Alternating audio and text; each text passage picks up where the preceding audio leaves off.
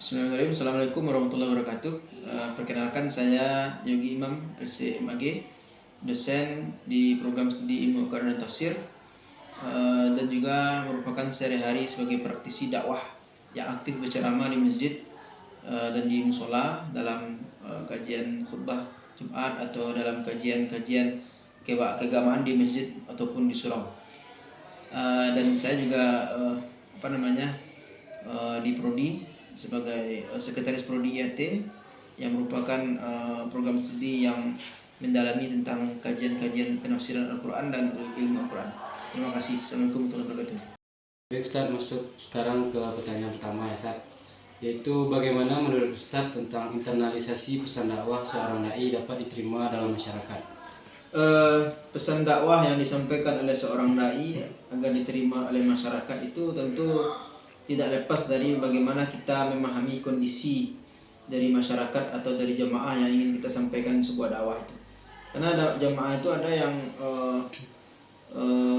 warnanya atau karakteristik orang-orang yang di sawah, orang di lapangan, orang yang di pasar, dan tentu penyampainya tidak sama dengan orang-orang yang di kantor, di sekolah.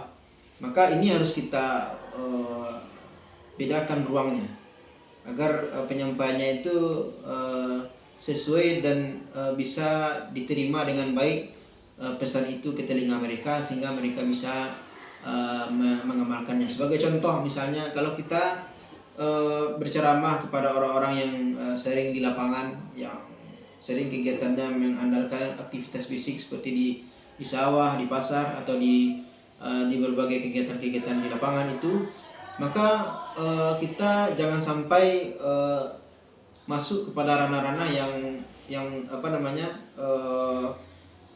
perbedaan pendapat atau ikhtilaf, ya, karena mereka itu rata-rata tidak peduli dengan hal itu, seperti misalnya membahas masalah polemik perbedaan pendapat tentang hukum Maulid Nabi, hukum musik. Bagi mereka itu tidak penting. Kenapa? Karena mungkin ya bagi sebagian mereka itu ada yang musik itu mereka jadikan sebagai kebutuhan, atau kita kasih mereka ceramah yang tentang perbedaan pendapat itu, sehingga dakwah yang seperti ini yang disampaikan kepada orang yang seperti itu tidak akan diterima oleh mereka. Kenapa? Karena mereka tidak concern dengan pembahasan itu. Maka kalau berdakwah kepada orang-orang di lapangan seperti di sawah, orang-orang yang hari-harinya di pasar, tentu kita lebih mengambil hati mereka agar bagaimana kesibukan mereka di pasar, di sawah atau di lapangan itu jangan membuat mereka lalai dan malas ke masjid. Jadi kalau bisa untuk orang yang di lapangan itu kita ambil pesan-pesan yang lebih menyatukan, yang membuat mereka itu tidak rugi ke masjid. Nah, sedangkan dengan orang-orang yang sudah aktif di kampus, di pendidikan, ya kan, di kantor, nah, tentu mereka lebih banyak mendengarkan informasi seperti di WA, di Instagram, dan mereka sudah terbiasa telinga mereka dengan perbedaan pendapat. Maka kalaupun mereka bertanya, ya silakan kita jelaskan. Kalaupun tidak, mereka bertanya tentang perbedaan pendapat itu, ya tidak perlu juga kita sampaikan. Kenapa? Karena menyampaikan hal-hal yang menjadi polemik, yang sebetulnya hukumnya itu ada yang membolehkan, ada yang tidak, itu amat sia-sia bagi jamaah di zaman sekarang. Maka fokuslah kepada hal-hal yang memang langsung mereka bisa lakukan, seperti memotivasi mereka tentang keuntungan sholat duha, sholat sunat tahajud. Nah, itu yang mereka butuhkan, bukan perbedaan pendapat hukum ini, perbedaan pendapat ini. Itu akan sangat membingungkan bagi mereka, sehingga mereka akan mengabaikan pesan kita. Oke. Baik, pertanyaan selanjutnya itu, apakah ada norma atau aturan tertentu yang Ustaz anggap sangat mempengaruhi cara Ustaz berperilaku atau berpikir? Jelas ya, tentu dalam dunia dakwah ini erat kaitannya dengan kita bersosialisasi, berkomunikasi dengan masyarakat. Tentu masyarakat ini memiliki norma-norma tertentu yang mereka pegang dan harus kita bisa jadikan acuan. Ya, kalau tidak kita jadikan acuan, tentu ya bisa jadi kita akan ditolak, bisa jadi kita akan diabaikan. Ya, Sebagai contoh misalnya di berdakwah misalnya di daerah Minangkabau khususnya. Nah, tentu kita sebagai contoh misalnya sebagai salam penghormatan sebelum berdakwah itu, sebelum berceramah itu, bagi di mukadimah itu kalau bisa kita ambil hati mereka dengan menyampaikan salam penghormatan kepada nenek mamaknya, kepada benu kandungnya, kepada pengurus masjidnya. Itu penting, meskipun sebetulnya kita cukup dengan kalimat kaum muslimin dan muslimatnya sudah cukup, tapi dengan kita menambahkan kalimat sapaan kepada unsur-unsur yang sebetulnya dihormati bagi sebuah masyarakat, itu akan lebih membuat dakwah kita lebih relate bagi mereka, lebih diterima. Kenapa? Karena ketika kita mengambil hati pemuka suatu kaum itu, tentu akan menimbulkan simpati bagi anggota kaum itu. Baik, selanjutnya sejauh mana Ustadz merasa pesan dakwah yang Ustadz sampaikan telah menjadi bagian dari kehidupan pribadi Ustadz? Tentu ya, saya tentu berprinsip bahwa ibda' binafsik ya, bahwa memulai sebuah pesan itu, memulai sebuah perubahan itu kita awali dari diri kita sendiri. Orang akan melihat perilaku kita, tindakan kita sebelum kita sebelum mereka itu melihat penyampaian kita. Artinya apa? Orang ketika mendengarkan kita ceramah, dia akan melihat kita dulu bagaimana kita dalam bersikap, dalam beradab, dalam beramal. Ya, mereka tidak peduli kita ini ustadz, ya, kita ini punya kekurangan. Yang penting mereka lihat itu apakah sesuai enggak yang kita amalkan tuh, yang kita sampaikan itu dengan kita yang kita amalkan. Maka banyak kita lihat contoh-contoh, misalnya ada ustadz yang dahulu kondang, tiba-tiba mendapatkan kasus, masuk penjara, langsung drastis ditinggalkan oleh jamaahnya. Ini membuktikan bahwa secara tidak langsung seorang ustadz, seorang penceramah, seorang dai itu dituntut harus sebisa mungkin untuk menjadi orang yang bersih, orang yang suci. Nah, itu sudah menjadi hukum alam. Karena jamaah itu, masyarakat itu tidak peduli kita ini seorang manusia yang punya salah. Mereka tidak peduli itu. Yang peduli mereka kalau Anda berani menyampaikan sebuah dakwah, sebuah pesan, Anda juga harus berani juga menjadi orang yang seperti yang disampaikan itu. Nah, jadi tentu kita sebisa mungkin lah. Kalaupun nanti ada kekurangan, ya itu sebuah risiko bagi seorang dai. Dimanapun pekerjaan pasti ada risikonya. Dan dai juga punya risiko dalam pekerjaannya. Baik, selanjutnya dalam perjalanan dakwah Ustadz, siapa saja yang paling mempengaruhi pemahaman dan penerimaan pesan dakwah yang Ustadz sampaikan? Dalam perjalanan dakwah saya tentu saya lebih kepada seorang dai yang open minded, ya, artinya menerima segala macam masukan, tidak mementingkan siapa itu yang menyampaikan. Kenapa? Karena boleh jadi yang menyampaikan itu seorang yang kita anggap itu kotor, tapi penyampainya itu bagus. Ya, apa salahnya kita ambil kan? Ya kan? Makanya Imam Ali mengatakan unzur maqala wala tanzur man qala. Itu kata Imam Ali. Apa maknanya? Lihatlah pesannya. Apakah pesan itu baik? Ya. Tidak peduli apakah ia itu seorang yang terkenal tidak baik. Kalau pesan yang dia sampaikan itu baik, ambil. Ya. Kenapa? Karena hikmah pelajaran itu bisa datang dari siapa saja. Maka itulah yang menjadi figur bagi saya. Kadang-kala saya banyak mengambil pesan-pesan tentang kritik sosial dari Ustaz Somad, pesan-pesan tentang sejarah Sirah Nabawiyah dari Ustaz Khalid Basalamah, pesan-pesan tentang problematika anak-anak muda dari Ustaz Hanan Ataki, problematika tentang masalah tasawuf dari misalnya Ustaz Habib Ja'far, atau dari ustaz-ustaz yang lain. Itu menjadi highlight saya dalam menjadi rujukan-rujukan dalam menyampaikan atau mencari materi-materi dakwah. Artinya apa? Meskipun kalau kita lihat secara sekilas antara mereka itu mungkin banyak berbeda pendapatnya, tapi kalau ada dari mereka itu kalimat yang sangat indah yang bisa kita ambil, ya apa salahnya kita ambil. Nah, itu yang menjadi patokan saya selama ini dalam berdakwah. Baik, selanjutnya tentang pengalaman dalam kehidupan sehari-hari, Bagaimana Ustadz membedakan antara apa yang Ustadz anggap sebagai kenyataan objektif dan apa yang merupakan interpretasi pribadi Ustadz? Cara membedakan sebuah yang benar atau yang sebuah suatu pemaksaan pendapat dari seorang figur, tentu saya menyesuaikannya dengan pemahaman dari Al-Quran ya. Pemahaman dari Al-Quran itu tentu kita baca, kita tafsirnya. Tidak akan bisa kita memastikan sebuah kebenaran tanpa kita meng-cross check dari kitab yang memang diakui. Kita baca Al-Quran, kalau kurang paham kita baca penafsirannya. Maka saya tentu memiliki banyak rujukan-rujukan utama ya. Misalnya kalau kitab tafsir itu banyak juga itu macamnya. Kalau yang tafsir yang berhubungan dengan masalah fikih, saya lebih condong memilih kitab tafsirnya Mughazali dalam masalah bahasa, kitab tafsirnya Ali As-Subuni atau Quraisyah, banyak. Yang jelas setiap sumber itu harus dari orang yang kredibel. Jangan asal-asalan. Jangan hanya dari internet saja. Karena internet itu banyak rawan untuk dimanipulatif datanya.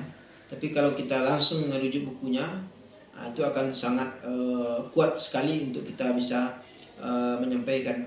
Karena banyak juga jamaah yang sering mendebat kita ketika ceramah atau sering mengkritisi kita. Ustadz, ini yang saya sampaikan itu ada enggak sumbernya? Ketika kita ditanya oleh seperti itu oleh orang, kalau kita sudah sampaikan terlebih dahulu sumber kita, rujukan kita, kitab kita, tentu mereka tidak akan berani lagi mempertanyakan itu. Karena sudah terbaca oleh kita bukunya ini, halamannya ini, nomor hadisnya ini, mau apa lagi? Itu penting itu dalam mencari rujukan itu. Baik, selanjutnya bagaimana menurut Ustadz tentang dai yang tidak menerapkan dakwahnya sendiri? Kita tidak bisa juga berkomentar terlalu jauh ya, karena itu termasuk juga otokritik juga kepada saya, artinya cerminan juga. Mungkin barangkali saya juga ada yang seperti itu, tapi kalau diminta komentarnya ya sebisa mungkin ya, meskipun dai juga seorang manusia, tapi dai mau tak mau dengan labelingnya atau dengan dengan status sosialnya, ya mau tak mau harus dituntut menjadi orang yang seperti orang yang suci ya. Karena sekali lagi saya sampaikan bahwa orang hanya akan melihat perilakumu, bukan penyampaianmu. Maka sebelum kamu itu menyampaikan dakwah, sampaikan dulu dakwah itu ke dirimu, kamu amalkan, baru kamu sampaikan sebisa mungkin. Kalaupun sulit ya sampaikan aja yang sebisa kamu sampaikan. Kadang-kadang ada orang yang agak anti menyampaikan materi-materi tertentu karena dia belum bisa mengamalkannya. Ya kalau sebisa yang kita sampaikan ya sampaikan. Tapi penting yang kita sampaikan bahwa jangan kita menyampaikan hal-hal yang rasa-rasanya tidak mungkin dilakukan oleh orang. Itu yang yang perlu kita highlight. Kenapa? Karena banyak juga dai-dai yang menyampaikan pesan itu pesan yang terlalu tinggi kajiannya. Misalnya masyarakat yang di petani yang di kampung, kita suruh mereka itu misalnya buka kitab ini. Seorang muslim tuh harus memiliki mazhab. Pokoknya hal-hal yang mungkin mereka itu belum relate bagi mereka itu kajian yang kita sampaikan. Itu tentu agak sulit diterima. Jadi sampaikan, tapi penyampaiannya itu mungkin untuk diamalkan oleh masyarakat. Oke, lanjut. Lalu bagaimana seharusnya sifat dai yang baik menurut Ustaz? Dai yang baik itu yang seperti yang dipertanyakan tadi ya, dai yang bisa mengamalkan apa yang dia sampaikan, artinya bisa menjadi contoh, ya kan, itu yang baik ya. Menjadi contoh dai yang yang merayat dalam artian banyak juga dai yang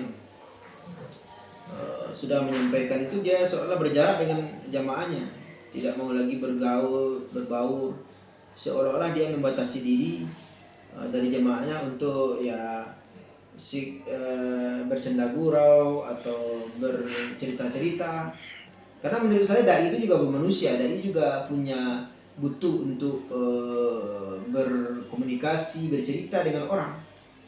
Nah, jadi meskipun dia itu seorang yang dihormati, tapi tetap juga harus siap menghormati jamaahnya. Ini kan ada dai yang ingin minta dihormati aja terus, sedangkan dia tidak mau menghormati jamaahnya dalam artian menerima mereka kalau bertanya, mereka menerima mereka kalau mereka itu berkunjung. Ya, menurut saya itulah dai yang ideal. Lalu bagaimana Ustadz dapat menyesuaikan metode dakwah dengan audiens yang sangat beragam? Menyelesaikannya tentu saya patokannya dari jamaah yang paling rendah level keilmuannya. Meskipun banyak juga misalnya jamaah yang cerdas-cerdas, tentu saya patokan saya itu agar lebih mudah mereka itu memahami semuanya. Sebagai contoh, saya ketika berkhutbah, saya dalam berkhutbah Jumat itu saya menghindari betul pemilihan redaksi bahasa yang bahasa asing atau bahasa serapan. Kenapa? Karena yang terfikir oleh saya ketika saya menyampaikan ini, pasti ada yang mendengarkannya orang-orang yang tidak berpendidikan atau orang yang sudah lama tidak aktif dalam pendidikan. Artinya mereka itu tidak mengerti dengan istilah-istilah asing itu. Itu yang saya harus dan coba-coba terus untuk hindari. Biarlah penyampaian saya ini berulang-ulang menurut sebagian orang, ya asalkan orang yang memang dasar itu ya tidak merasa ceramah saya terlalu jauh bagi mereka. Nah, saya lebih patokan saya kepada orang yang levelnya paling rendah itu. Selanjutnya, menurut Ustadz, mengapa sangat penting bagi seorang dai menjadi teladan dalam berdakwah? Ya, tentu seperti yang saya sampaikan tadi ya, bahwa yang dilihat oleh jamaah itu atau oleh masyarakat itu perilaku kita. Karena perilaku itu biasanya yang menjadi presentasi atau perwakilan dari apa yang kita sampaikan. Apakah memang betul tuh ceramah itu betul? Nah, tentu pembuktiannya dari perilaku kita kan. Misalnya ada orang ustadz yang memotivasi tentang pentingnya menikah. Tentu jamaah melihat, ini ustadz ini udah nikah atau belum? Ya kan? Kalau belum nikah berarti ceramah ustadz itu tidak betul. Kenapa? Karena tidak bisa diamalkan oleh ustadz sendiri. Nah, tentu jamaah akan bertanya-tanya seperti itu. Ya kan? Meskipun juga kita melihat ya, ada beberapa materi tertentu yang mungkin kita boleh sampaikan meskipun kita belum mengamalkan. Contohnya misalnya materi poligami misalnya kan tidak mungkin juga kita harus mengamalkan itu karena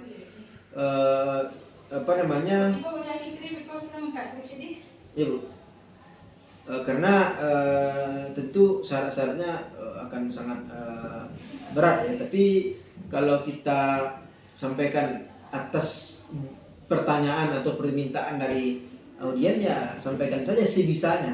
Artinya secara keseluruhan itu ya penting itu kita mengamalkan yang kita sampaikan terlebih dahulu agar menjadi patokan bagi jamaah, bisa tidak ini diamalkan, betul nak kaji ini.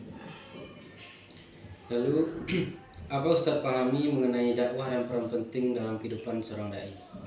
Ya, dakwah bahwa dakwah itu adalah menyampaikan yang benar, yang benar menurut pemahaman Al-Quran yang kita baca. Setelah kita diskusi, setelah kita baca betul sumber-sumber yang terpercaya. Kemudian peran penting apa tadi? Dalam kehidupan seorang dai. Peran penting dakwah dalam kehidupan seorang dai. Ya, dakwah itu adalah sebuah kewajiban tidak hanya dai, tapi juga seluruh manusia muslim. Karena Al-Quran mengatakan lu'inal ladzina kafaru min bani Israil, dilaknat orang-orang kafir dari Bani Israel. Kenapa? La yatanahawna an munkarin. Karena mereka tidak mau berdakwah mencegah yang mungkar. Artinya dakwah itu wajib sebetulnya bagi kita semua muslim. Kalau tidak, kita termasuk orang yang terlaknat. Artinya pentingnya dakwah itu agar kita tidak terlantar oleh Allah Subhanahu wa taala. Itu pentingnya gitu. Jangan kita pikir kita ini sudah sholat, sudah puasa, tidak perlu mengingatkan orang, tidak perlu ajak orang. Kita pikir kita sudah selamat. Enggak. Kita hanya selamat kalau ya oke lah setelah sholat. Tapi kalau tidak mengerjakan dakwah ini ya belum sempurna selamat kita. Harus ini juga dikerjakan. Karena memang ayatnya jelas. Lu'inal ladzina kafaru min bani Israil ala lisani Dawud wa Isa bin la yatanahu amunkan. Karena mereka itu tidak mengajak kepada yang baik, makanya mereka dilaknat. Artinya dakwah itu sebuah kewajiban sebetulnya. Baik, selanjutnya bagaimana Ustadz membedakan antara dakwah yang benar dengan dakwah yang bisa menyesatkan? Membedakannya tentu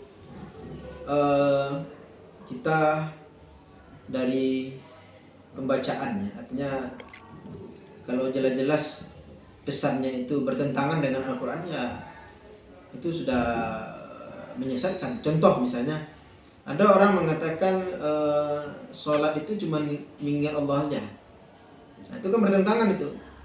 Sholat itu jelas pengertiannya adalah bacaan yang dimulai dari takbir diikuti dengan gerakan-gerakannya dengan 13 rukunnya dari takbir sampai salam. Jelas sholat itu sebuah bacaan dan gerakan. Kalau orang cuma mengatakan sholat itu hanyalah mengingat kan bertentangan itu. Mana gerakannya, mana bacaannya. Nah, kalau seperti itu sudah jelas dari segi makna redaksinya sudah bertentangan dengan ayat-ayat, itu saya anggap itu sudah dakwah yang sesat. Atau misalnya ada orang mengatakan lebih baik buka jilbab, yang penting sopan daripada pakai jilbab tapi tidak sopan. Itu kan seolah dia menyuruh kita buka jilbab. Nah, itu kan jelas itu bertentangan. Padahal memakai jilbab itu dalam Al-Quran kewajiban, perintah. Kalau ada bertentangan pesan ini dengan ini, jelas itu tidak bisa diterima. Baik, selanjutnya apakah metode khusus yang Ustadz gunakan untuk memahami dan mengamalkan ajaran Islam sebelum menyampaikan kepada orang lain? Saya terlebih dahulu tentu saya baca sendiri dulu. Setelah saya buat konsep dakwah itu saya baca, dan biasanya juga saya membuat ringkasan dari ceramah saya ini. Apakah ada ringkasannya itu yang tidak relate dengan kehidupan masyarakat atau tidak. Kemudian juga metode sendirinya adalah saya lebih banyak membandingkan dengan penyampaian yang disampaikan oleh ustaz-ustaz yang sudah kondang. Karena itu lebih aman bagi saya daripada saya sendiri yang berkreasi gitu. Bukan berarti saya takut berkreasi, tapi saya lebih nyaman kalau saya mengutip sendiri yang disampaikan oleh Ustaz Kondang. Karena beliau sudah lebih lebih dalam kajiannya. Tentu penyampaian yang dia sampaikan itu lebih mendekati kepada kebenaran dibanding dengan saya yang coba-coba gitu ya.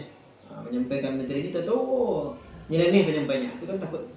Jadi kita saya lebih condong untuk lebih banyak mengutip aja yang disampaikan oleh Ustaz Kondang.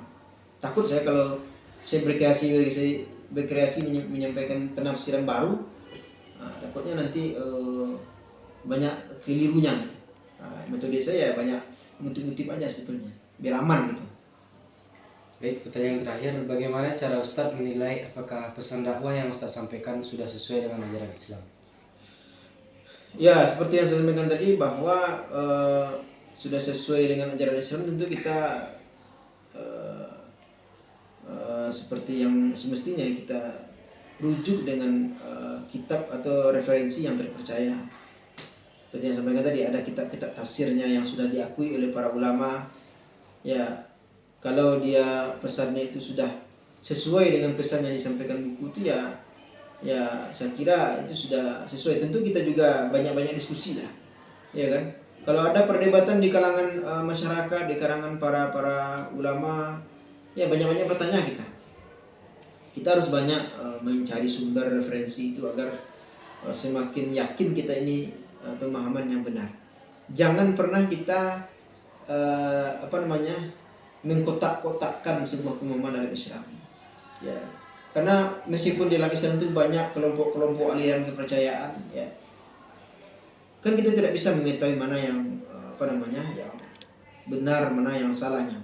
Maka kalau kita lebih banyak itu mendengarkan, mengambil, ya, masukan-masukan yang berbeda-beda itu, tentu kita akan lebih lapang mendengar perbedaan. Sebagai contoh misalnya, ada orang yang merayakan Maulid, ada orang yang mengharamkan Maulid. Ya, kalau kita dengarkan, kenapa mereka mengharamkan Maulid? Oh, mungkin ternyata karena mereka takut di dalam Maulid itu banyak orang yang ikhtilat. Nah, tentu kita adopsi juga kan. Bagaimana Maulid itu juga harus Maulid atau acara perayaan yang tidak mengundang maksiat. Terus kita tanya juga kenapa orang menganjurkan Maulid? Oh, ternyata ini jalan untuk membuat kita lebih cinta kepada Rasul. Kita gabungkan itu pemahaman yang berbeda itu untuk sebuah kesimpulan dari pesan dakwah yang lebih diterima oleh banyak orang. Semakin bisa diterima oleh banyak orang, saya rasa itu adalah dakwah yang baik itu.